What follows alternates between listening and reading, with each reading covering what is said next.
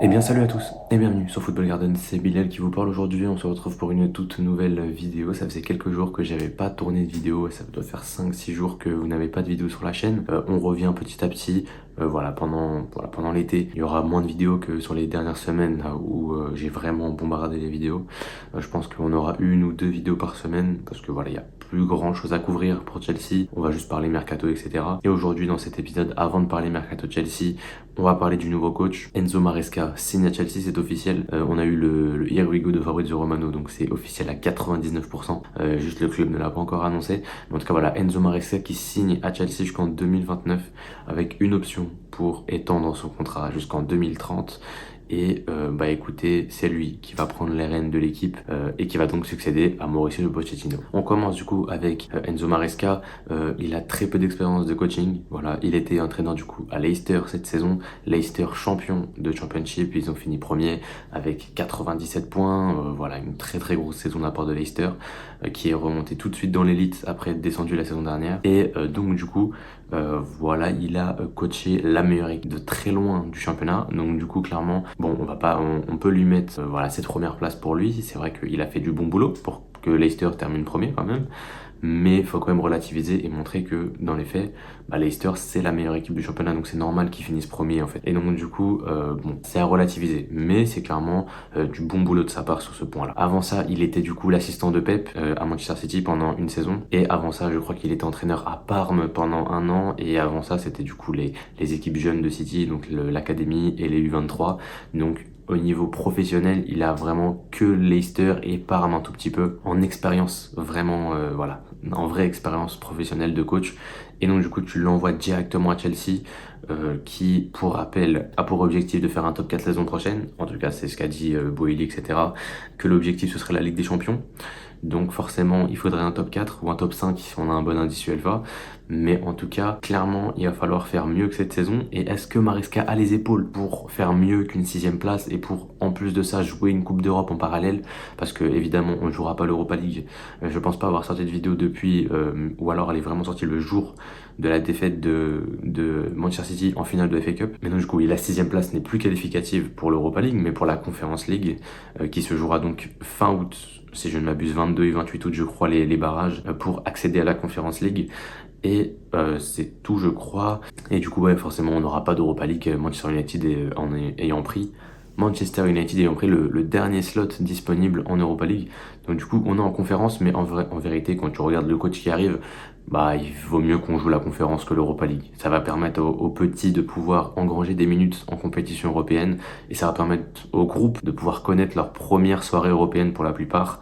Bien sûr, il y a certains joueurs qui ont connu la Coupe d'Europe, mais même un Moïse Caicedo n'a jamais connu la Coupe d'Europe. Donc voilà, même ceux qui l'ont connu, ils l'ont très peu connu. Je pense à Enzo, je pense à voilà, ces joueurs-là. Il n'y a que Sterling en réalité, je trouve, avec James et Chilwell, évidemment.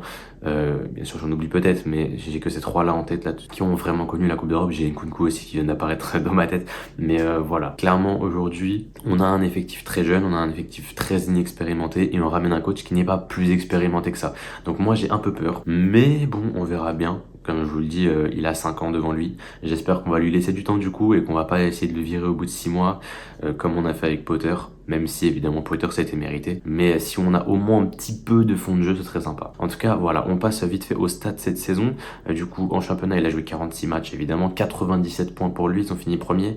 2,21 points pris par match, c'est énorme. Hein. C'est énorme, 2,21.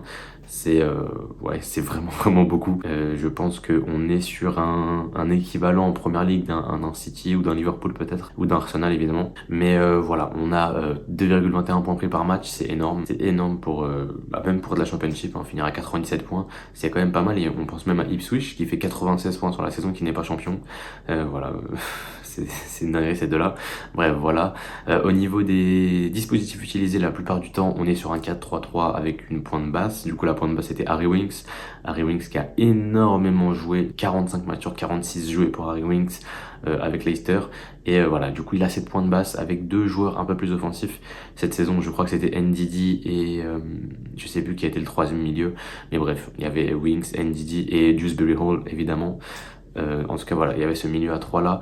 Du coup, moi j'aime beaucoup parce que le 4-3-3 c'était vraiment la compo que je voulais mettre en place. On verra ça dans ma vidéo mercato. Mais tactiquement, bah, ça rentre exactement dans ce que je voulais faire. Donc ça, c'est un très bon point. Cette saison, il a joué 32 matchs en 4-3-3, toutes compétitions confondues. Il a joué contre Chelsea en 4-3-3 et il nous a fait beaucoup de mal. Beaucoup de mal sur le match qu'on a gagné 4-2, je crois, mais où on marque 2 buts sur la fin de match. Donc en réalité, il y avait 2-2 quasiment tout le long du match et Leicester nous avait vraiment tenu en haleine. Donc voilà, au niveau de ça, 15 matchs ensuite en 4-2-3-1. Donc voilà, il est capable d'avoir un petit peu de versatilité. Il a joué ensuite en défense à 3, mais très peu, hein. Il y a 5 matchs avec une défense à 3, 2 matchs en 3-4-3 et 3 matchs en 3-4-2-1. Bon, c'est quasiment la même compo en réalité. 3-4-3, c'est juste 2 ailiers et 3-4-2-1, c'est 2 milieux offensifs derrière le 9. C'est la seule différence. Mais donc, du coup, il a même expérimenté la défense à 3. Et pour Chelsea, ce serait pas débile de peut-être penser à une défense à 3. Même si personnellement, je miserais pour le moment plus sur un 4-3-3. Parce que voilà, avec Cucurella, je pense que c'est mieux d'avoir un Cucurella dans une défense à 4 par exemple. Mais voilà, si possibilité il y a de passer en défense à 3, bah pourquoi pas, on pourrait peut-être tenter. Parce que voilà, lui aussi, il a déjà essayé, il est capable d'être versatile en fait dans ses dispositifs. Il n'est pas vraiment coincé sur un dispositif précis. Et ça c'est très bien, c'est très positif. Donc sur ce point-là, j'ai rien à dire. On passe maintenant au niveau des stats avancées. Et donc du coup, au niveau des XG par exemple, Leicester a engrangé 84 XG cette saison en championnat et a marqué 89 buts. On est donc à plus 5 XG par rapport, enfin plus 5 buts réels par rapport au XG. Et on était à 42,7 XGA. Donc du coup, c'est les expected goals contre. Du coup, ce que tu prends toi, donc du coup le nombre de buts que tu es censé encaisser, ils étaient censés encaisser quasiment 43 buts, ils en ont encaissé 41, bon ils sont à moins 1, quelque chose, 1,7, mais bon c'est pas très représentatif, ils ont pris à peu près le nombre de buts qu'ils devaient prendre, il n'y a pas vraiment eu une défense incroyable. Maintenant évidemment c'est à relativiser parce que la défense c'est pas la même, la défense c'est pas la même du tout, la défense de Leicester est beaucoup moins forte que la défense de Chelsea, même si évidemment que la défense de Chelsea est capable de faire des conneries, mais bon en tout cas on peut dire une chose, c'est qu'on est sur un entraîneur qui arrive à beaucoup marquer sans beaucoup prendre de buts.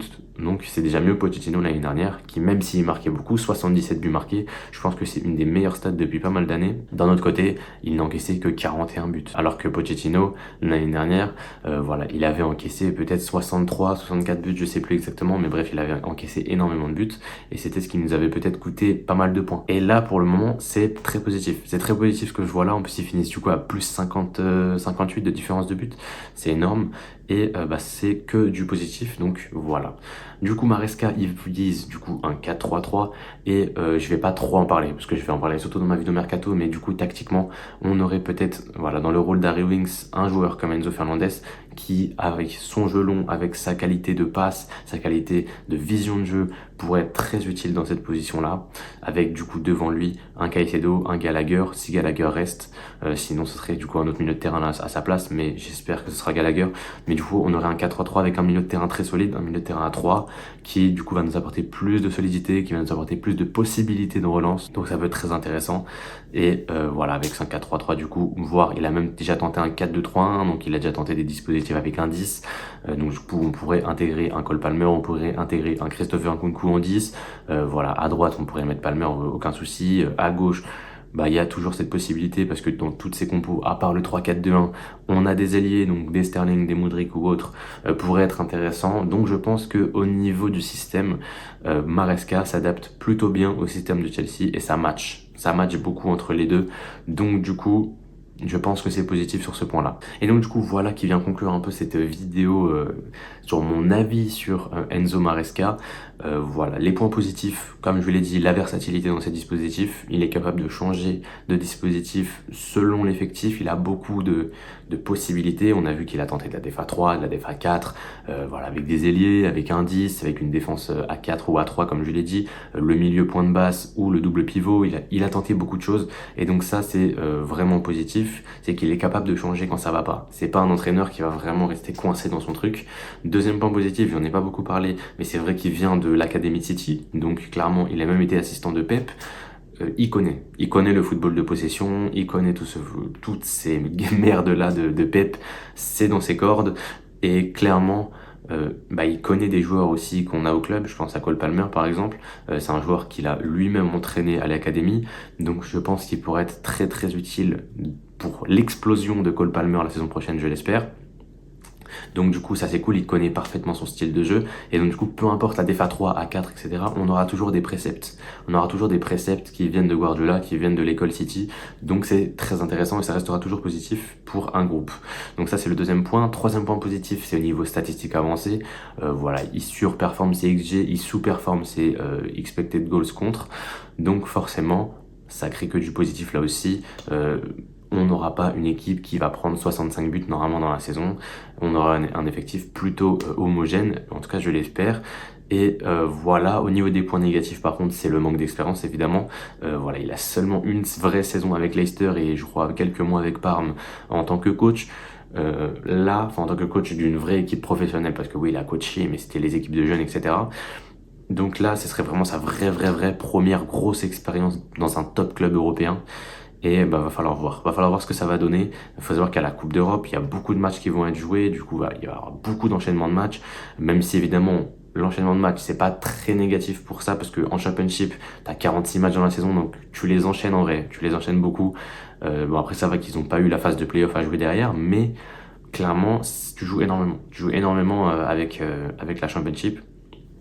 Donc sûrement qu'il connaît déjà, mais c'est vrai qu'il y a l'enchaînement de beaucoup de matchs, il y a des jeunes à intégrer potentiellement, on verra tout ça, mais c'est vrai que ça fait un petit peu peur de voir le manque d'expérience criant déjà sur la pelouse, mais si en plus l'entraîneur aussi manque d'expérience, ça va être compliqué.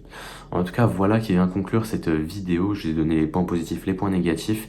En attendant, bah, on verra ce que ça va donner et on lui souhaite évidemment le meilleur départ possible et la meilleure saison possible pour lui, en espérant que le mercato ne soit pas non plus un mercato dégueulasse et on aurait des joueurs de qualité qui arrivent au club. En tout cas, voilà, moi je vous laisse là-dessus. C'était Bilal de la Football Garden. On se retrouve très bientôt. Il y a le 11 combiné du siècle avec Walid qui va sortir. Voilà, le dernier passage de cette longue vidéo qu'on avait tournée ensemble. Je crois que c'est une vidéo de 1h20 et quelques. Donc du coup, c'est la dernière partie sur le 11 combiné du siècle qui sortira, je pense, d'ici quelques jours. Et après ça, on attaquera enfin le mercato de Chelsea. J'ai déjà commencé à élaborer quelques pistes au niveau de mes joueurs. J'essaie de vous faire ça le plus qualitatif possible et je sais que c'est très attendu par la communauté, donc ne vous inquiétez pas, ça arrive très bientôt. Ce sera en 2 épisodes. Premier épisode sur les départs, deuxième épisode sur les arrivées. En tout cas, voilà. Moi, je laisse là-dessus. C'était Bilal de la chaîne Football Garden. Portez-vous bien et la paix sur vous.